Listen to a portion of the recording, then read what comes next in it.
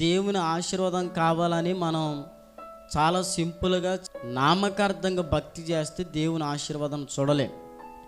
ఎవరైతే నిజముగా భయముతో కూడిన భక్తిని చేస్తారో వారి మీదకి దేవుని ఆశీర్వాదం వస్తుంది. దేవుడు అబ్రహామును అన్ని విషయముల యందు ఆశీర్వదించాడు.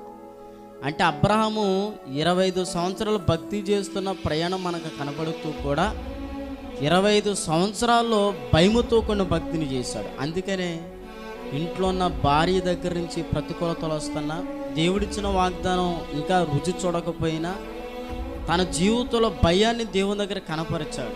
అందుకని వెనక్కి తిరగల. అందుకనే ఎక్కడ సనుక్కున్నట్టు కానీ, దేవుడు ఎలా చేశాడంటే నువ్వు గొనుక్కున్నట్టుగా కానీ ఎక్కడా కనపడదు. మన అంతరంగ జీవితంతో ప్రభువు చెప్తున్న మాట, నువ్వు నిజంగా భయంతో కూడిన భక్తిని చేస్తే ఎన్ని సంవత్సరాలు అయిపోయినా ఓపికతోనే దేవుని పట్టుకుని ఉండగలుగుతావు.